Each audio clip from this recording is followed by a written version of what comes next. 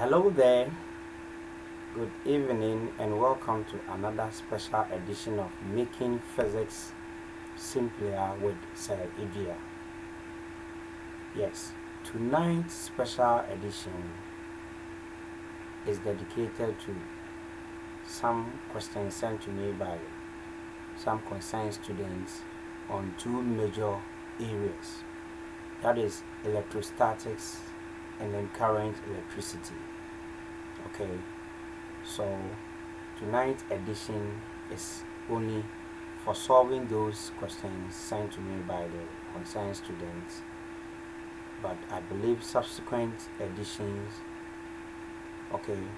would continue on the concepts we started earlier on simple harmonic motion. But as I said, today we are only focusing the lens on solving those questions forwarded to me by the concerned students. So stay tuned as I take you through those questions forwarded on the two major concepts. Thank you so much. Alright, so the first question is on electrostatics, and the questions are written on the board. The first one states that we are to state Coulomb's law.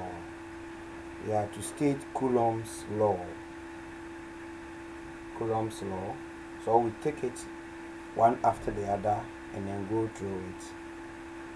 So the last question. So state Coulomb's law. Before I state it mathematically, let me put down Coulomb's law.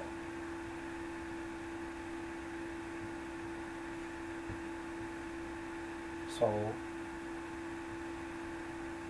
F is equal to Q1 Q2 on R squared, and because K is equal to 1 on 4 pi epsilon naught for vacuum, for the medium being vacuum, this can be expanded to be F is equal to Q1 Q2 over 4 pi epsilon naught R squared. So this is the mathematical version of Coulomb's law. The mathematical version of Coulomb's law. Okay. Now, the law can be stated as such. If we look at it, what it means is that whenever we have two charged bodies,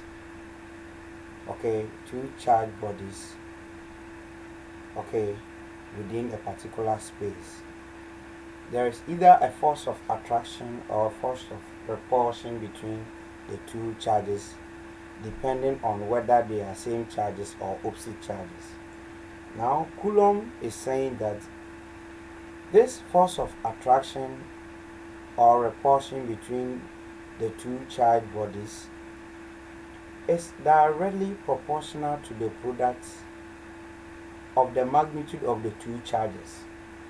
Hence, we have Q1 times Q2, and inversely proportional to the square of the distance between their centers. Okay, so Coulomb's law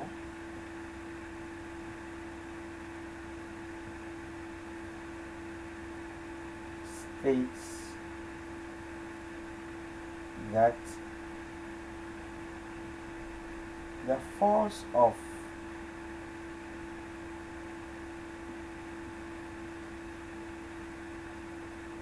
attraction or repulsion between two charged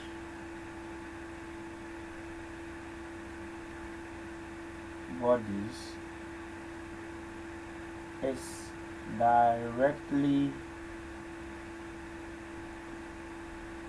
proportional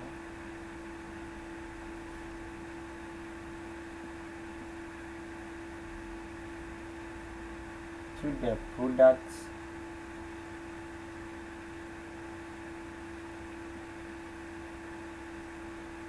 of the magnitudes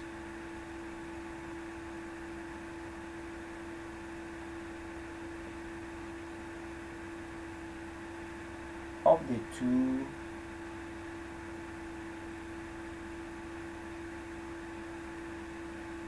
charged bodies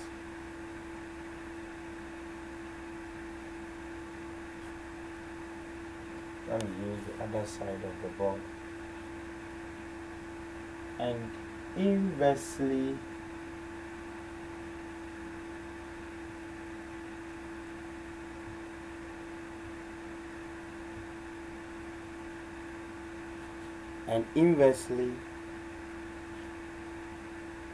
proportional to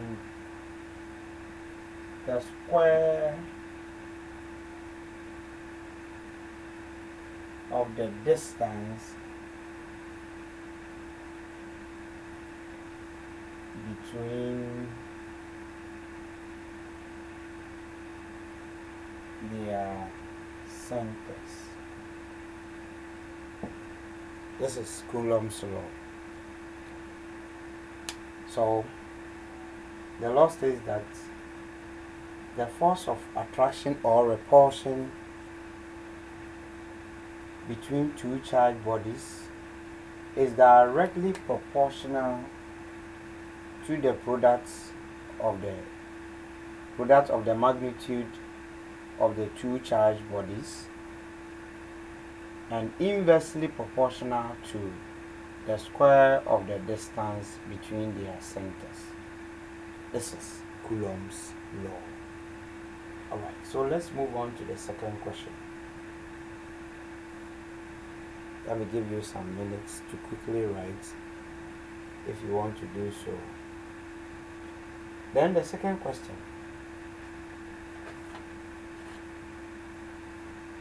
The second question reads, two equal point charges exert a force F1 on each other when they are 4.0 times 10 to the power minus 2 meter apart in vacuum. Determine the distance between them if the force is to be doubled.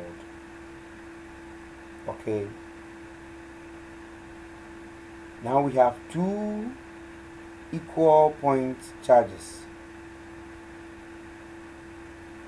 If the point charges are equal, then it means they have the same magnitude. They also have the same charge. Okay, so if they are equal, that is what it means. Now, these two equal point charges exert a force F1 on each other when the distance between them is, so R here, R is given as 4.0 times 10 to the power minus 2 meter, and we are told they are equal. So if the charges are Q1 and Q2, it means Q1 is equal to Q2, meaning that the force exerted between on each charge would be equal to K1 by Q2 on 4 pi epsilon naught R squared. But because we are told they are equal, we'll have just Q squared.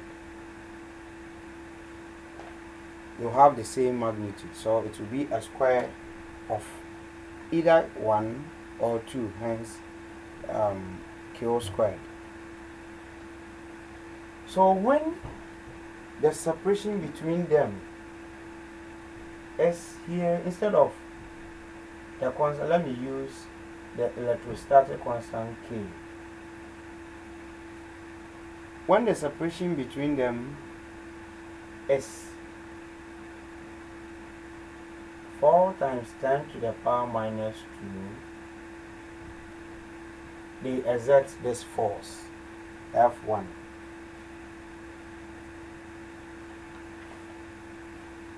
Okay, now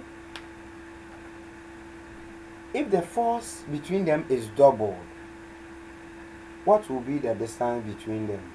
It is the same. We have the same charges here. Okay, the same medium within which the two charges, so the same condition.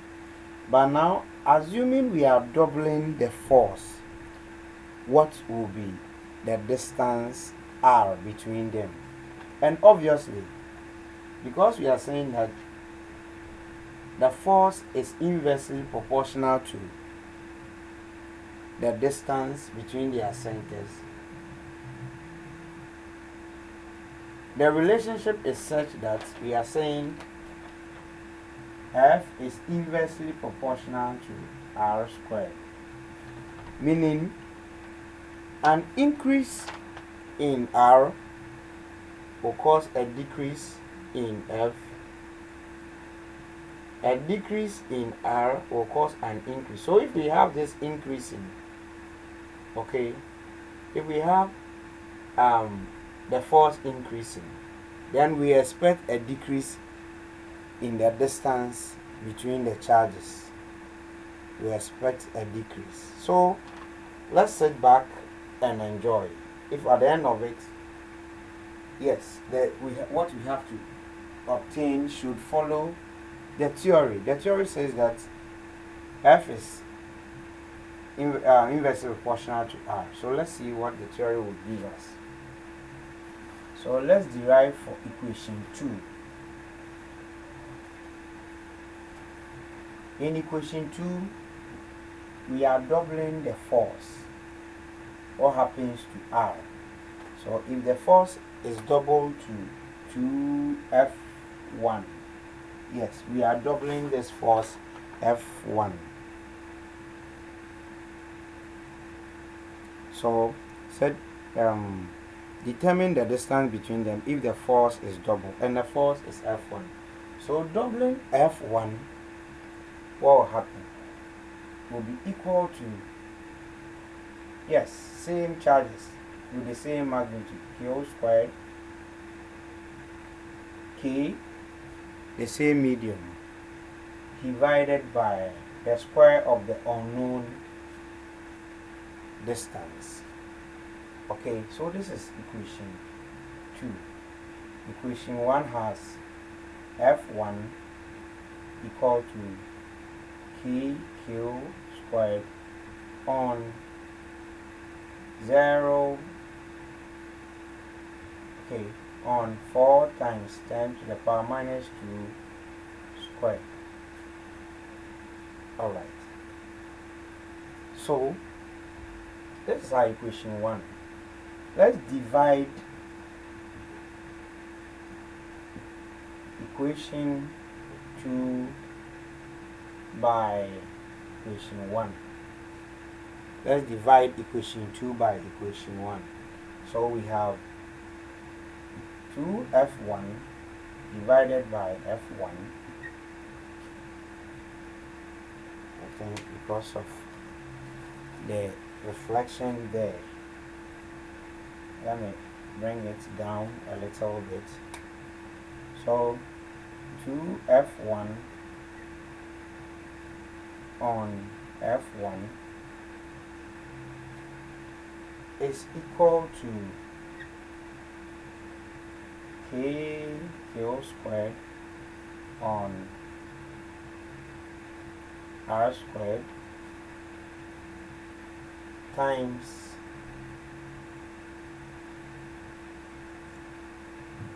0.04 squared on KQ squared. So we have Q squared, Q squared, KQ squared, KQ squared, KQ squared cancelling out. We have F1, F1 cancelling out. And so we have 2, okay, is equal to 0.04 squared on r squared, or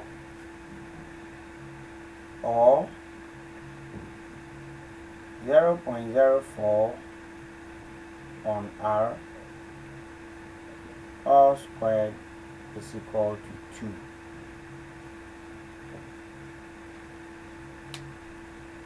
So let me print this end of it.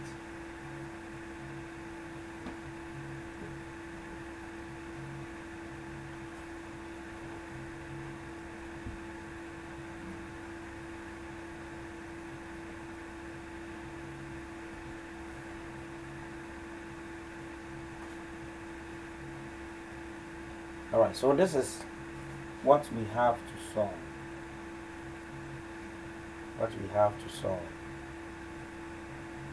Now, all that we are interested in is making r, the denominator r, as the subject.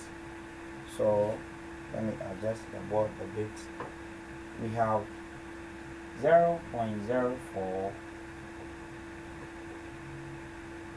on r will be equal to the square root of 2. That is when we take the square root of both sides of the equation. Okay, so the left hand side squared, then the right hand side also squared. Would eliminate the square so that we have this. Okay, when we take reciprocating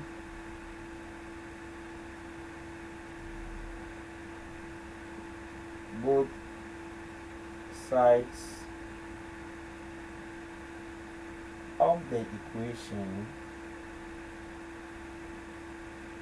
or making r the subject, would give us r on 0.04, which is equal to 1 on root of 2. Okay, here perhaps we want to let it look more appealing, so we rationalize what we have, but that is not the major thing we are interested in. So we have this on 2, so that r is equal to 0.04 on 2 times the square root of 2.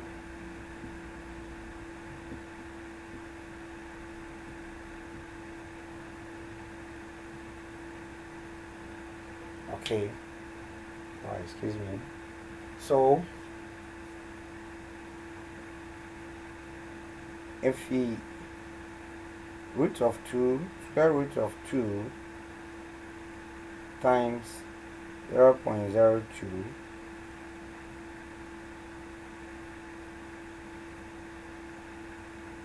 times 0.02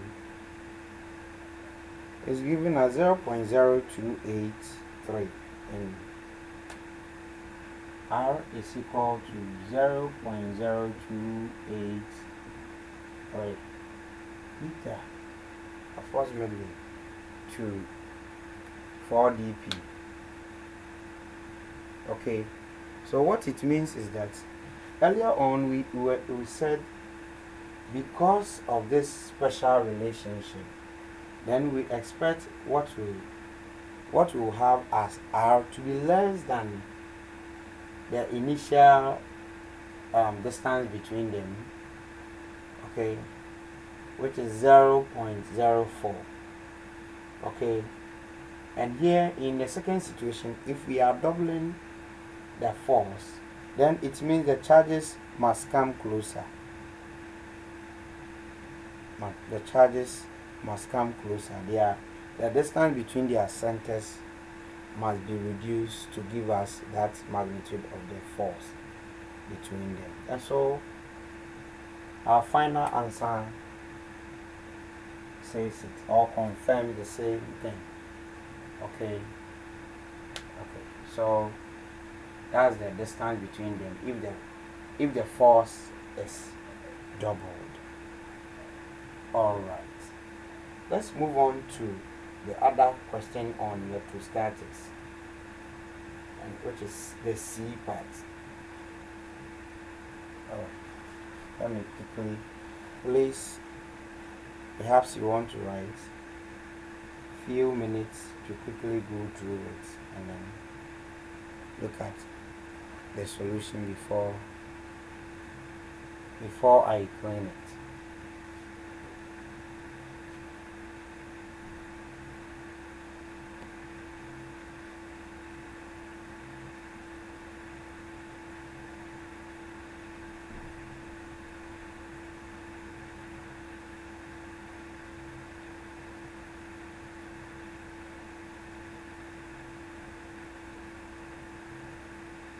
Alright, okay, so let me quickly clean it.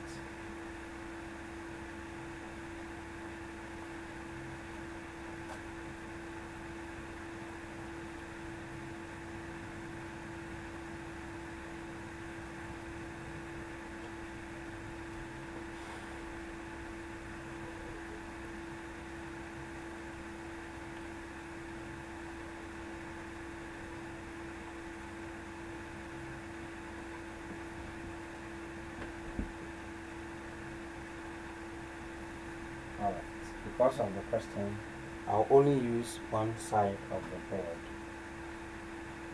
for the solution. The C question, we have 3 charges, point charges. Okay. 1, 2, 3. Q1 is equal to plus 50 microcoulomb. Q2 minus 5 microcoulomb, and then Q3 plus 20 microcoulomb, positioned at A, B, and C.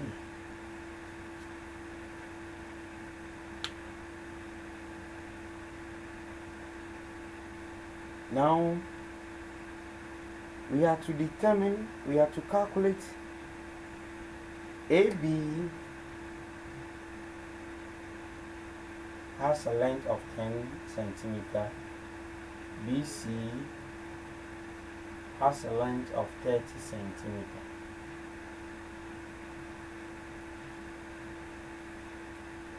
We have to calculate the resultant electric field intensity at B.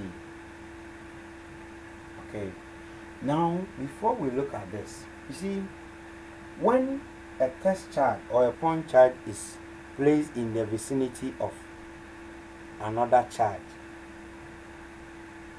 so this is one charge. Okay, let's assume this is Q1.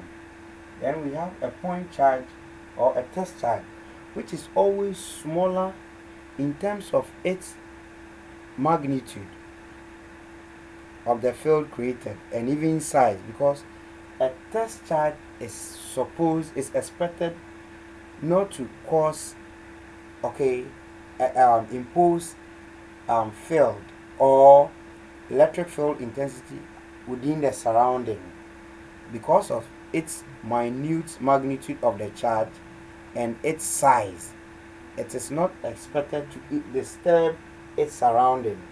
Okay, so we have this test charge or point charge Q2.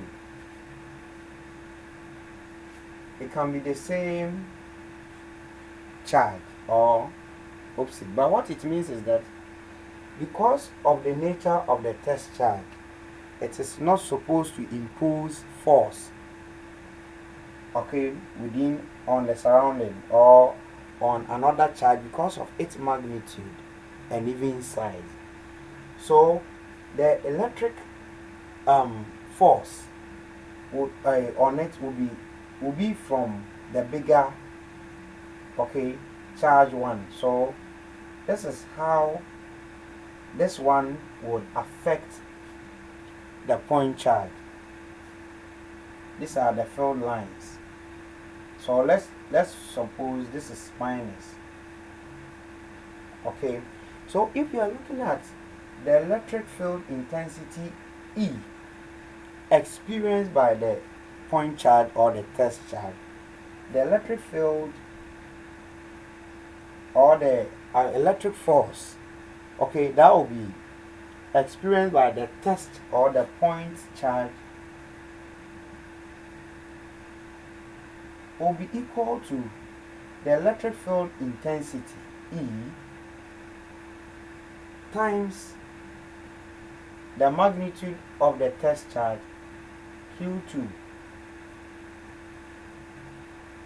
So this is how K1 will affect Q2, okay, and not the other way around because of the magnitude of the field lines, which gives the electric field intensity, and then even the size of the charge itself. So the electric force that will be imposed on the test charge by this will be equal to this. Hence, we are saying that Fe would be equal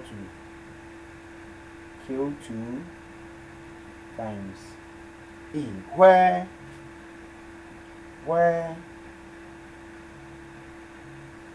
Q2 is the point or test charge. Now from Coulomb's law, yes, there are two charge bodies. One is heavyweight, one is paperweight, lightweight. But once they are all charged, there will be either force of, here we have opposite charges, so attractive force between them. And Coulomb is saying that this force between them will be equal to the product of their magnitude, so Q1 times Q2 on 4 pi epsilon naught r squared. Okay, this is a force imposed on this. This is also a force imposed, the same force imposed on the two charges. So when we equate this to this, we have the relation for, we have this relation.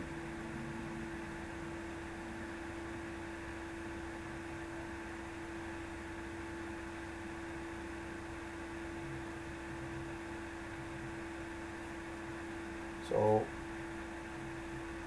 Q2 is eliminated, and so we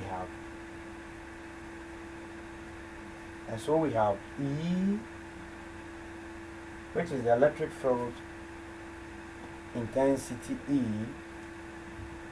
being equal to Q1 on 4 pi epsilon naught r squared. And this is the relation for electric field intensity imposed on a test charge or a point charge. And if you understand this, you need not to learn by rote. If you understand this, you can always derive it and use. You don't need to learn it by rote. Okay, K1 is the charge magnitude, okay, of the larger charge or the heavyweight charge. Alright, now let's apply it to this, to our question. Because Q1, okay, is greater in magnitude than Q2, and then Q1 is positive and Q2 is negative, okay, the field lines originate from the positive charge and then terminates into the negative charge. So we will have the field Q1 producing electric field intensity E1, originating from the positive and entering Q2, which is a negative. Now if you look at Q3, yes, that is also a positive charge, and so the field lines, the electric field intensity, which is the magnitude of the field lines, that's the meaning of the magnitude of the field lines would originate from the positive and be terminated into the negative. So considering Q3 and Q2, this is also the direction of the electric field intensity E2 produced by Q3. So let's determine E1, let's determine E2. Okay, let's determine E1, let's determine E2. And then because they are acting in opposite directions, we look out for the net electric field intensity acting on B. So E1 will be equal to Q1. Q1 is 50. Okay, 50 microcoulomb. Okay, we are given this constant of proportionality 1 over 4 pi epsilon naught. We are told is 9 times 10 to the power 9. So this is times 1 on 4 pi, so which is 9 times 10 to the power 9, all divided by the distance between their centers, r. But here, because we are dealing with this constant of proportionality, this constant, and then the unit of the charge, which is in SI units, we quickly need to change R from centimeter to meter, else we are wrong. Okay, 10 centimeter is equal to 1 times 10 to the power negative 1 meter, and we are squaring it. So here, what we have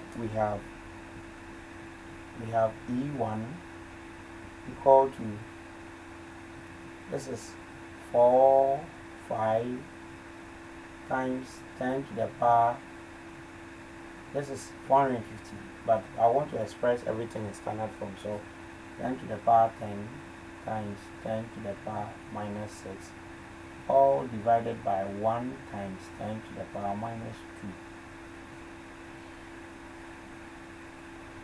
So I have E1 given me 450 times 10 to the power 4. 45 times 10 to the power 4, all divided by 10 to the power minus 2. And so E1 is equal to 45 times 10 to the power 6, equal 4 minus 2, okay, which is Newton per coulomb. Newton per coulomb as electric field intensity E1. Let's calculate for E2. E2 would also be equal to, yes, the greater charge, which is Q3 on, let me take it this way, the constant of proportionality K times Q3 on R squared.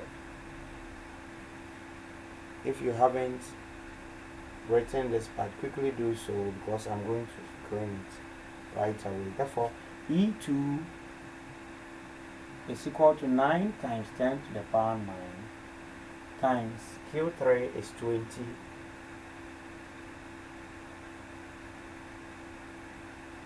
microcoulomb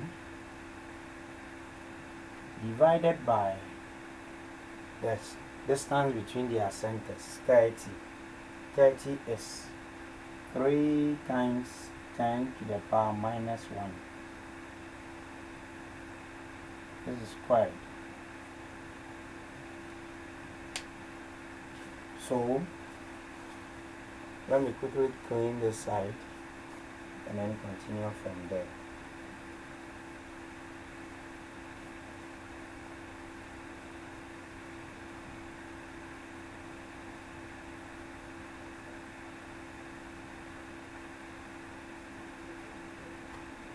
Okay, so we have E2 giving us, I have 18, 1 8, 1 8, this is times 10 to the power 10 by 10 to the power minus 6. Okay, divided by 9 times 10 to the power negative 2. So I have, this is 2 by 10 to the power, this is 10 to the power 4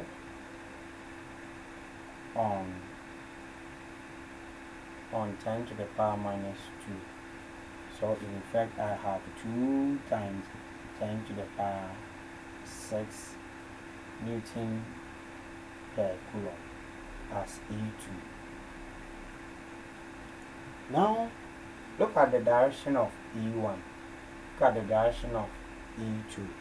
They are in opposite directions, and so we can always get a net, okay, a net electric field intensity at the point B. Okay, therefore net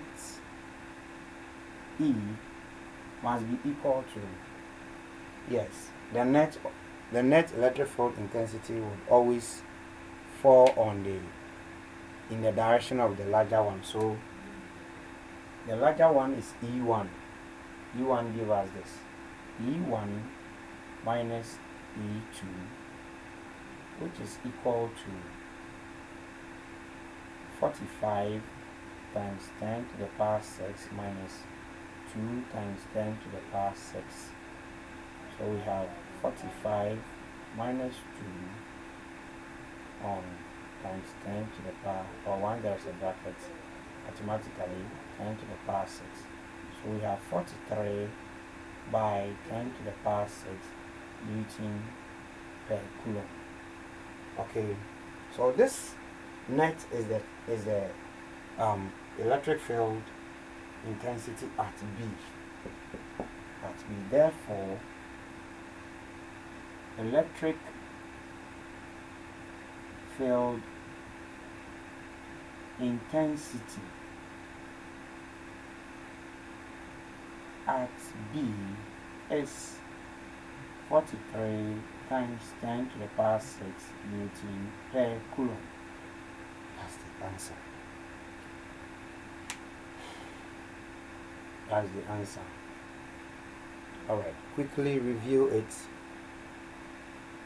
and then let's continue and then look at the force. Okay, because it's a 2-in-1 question. The beta part says we are to calculate the force at B. We have also to calculate the force at B. So please quickly review it, go through it, and then let's continue.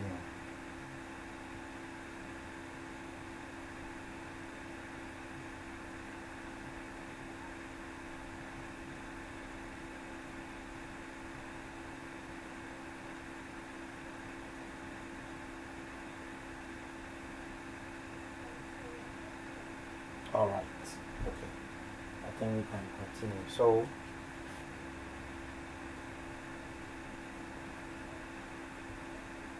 Now the same question we have to look out for the force, the net force or the resultant force at B when the two charges come into play. What will be the resultant force at the point B or on the charge Q2?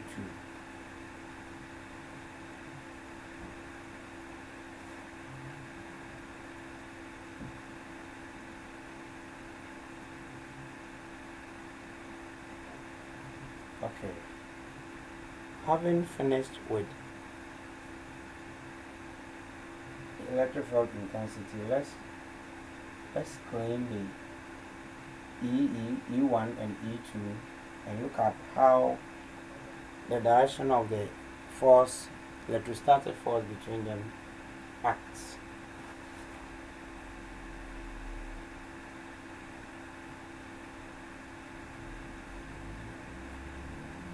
Alright, so if we look at Q1 and Q2, okay, Q2 by magnitude is smaller than Q1 and they are opposite charges, and as we have in the principles of electrostatics, opposite charges attract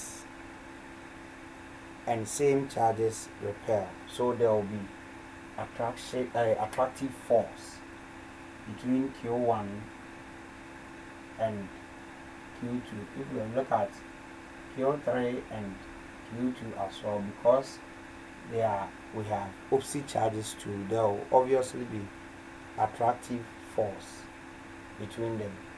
But because Q2 is lighter in its magnitude and weight than Q1, okay, Q2 will be attracted to Q1 in this direction.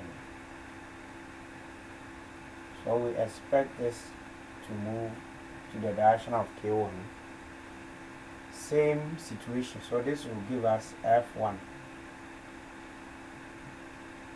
And then here too, because this is lighter compared to this and they are opposite charges, attractive force exists between them. So we expect this to be attracted to, so we will also have this direction, F2. Okay, so let's calculate for F1. F1 is equal to Q1 Q2 on R squared. This is equal to the reflection. Let me bring it down. So I have F1 equal to Q1 Q2 on R squared, the product of the two charges. So K is 9 times 10 to the power 9 times Q1 is 50 times Q2 is 5, all divided by 1 times 10 to the power negative 1 squared. Okay, please, here when you are determining the force, the polarity of the charges, positive or negative, would show you that we'll have a situation of attractive force. Same charges, we have a situation of repulsive force. The charges do not feature in the calculation. It's okay.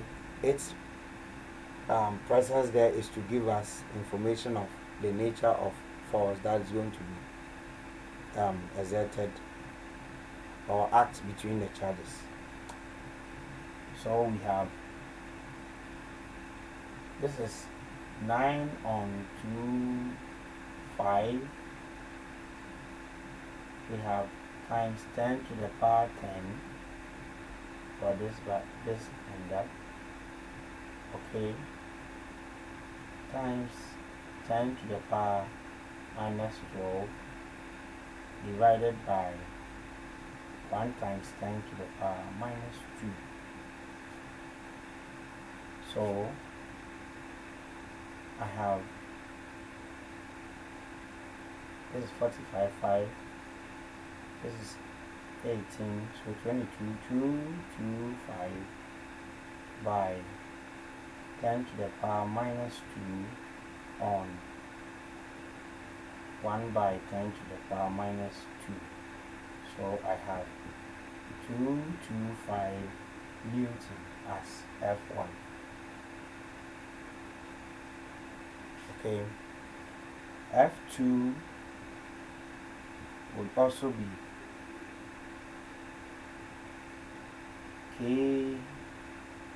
Q3 by Q2 on R squared.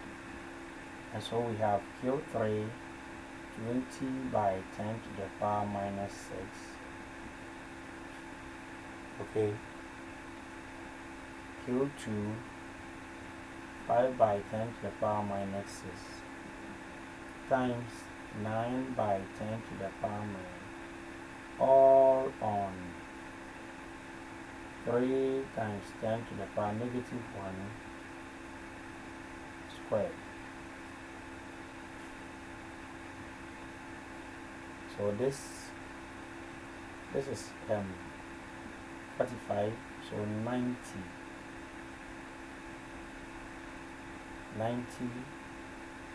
by 10 to the power 10 by 10 to the power minus 12 on 9 by 10 to the power minus 2.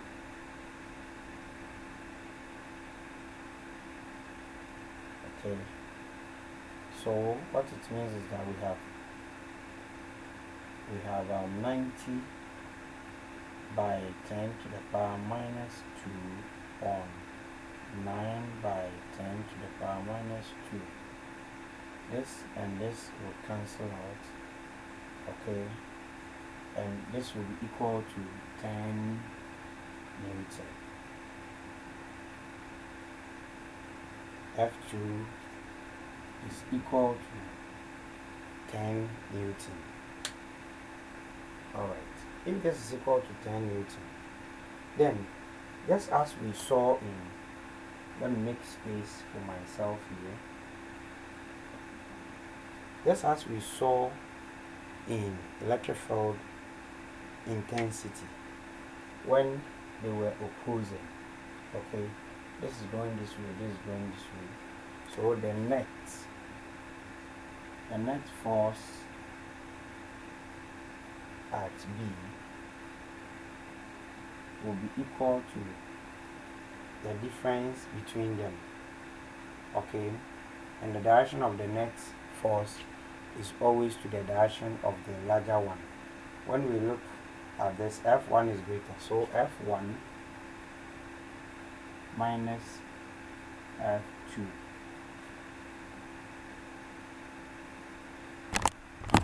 Okay, F1 minus F2. If F1 minus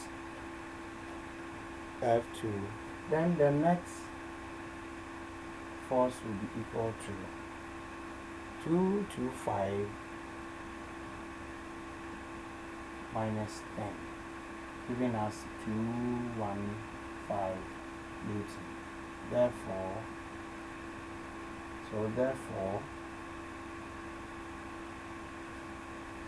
the resultant force at B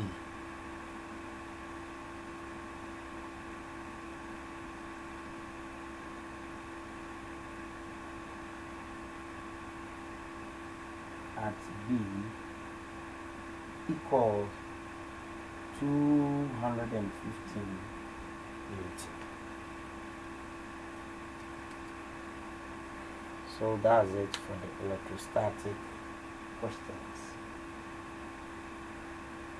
That's it for the electrostatic questions. All right.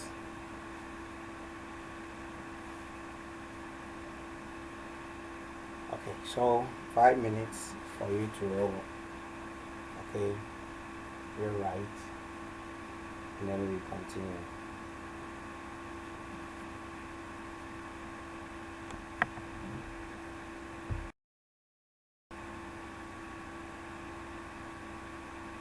Okay. All right. I think I can pause it and go in. All right. So I think on this note, I'll end the electrostatic questions here. The solution on the current electricity would follow soon. All right. Thank you so much for being there with me.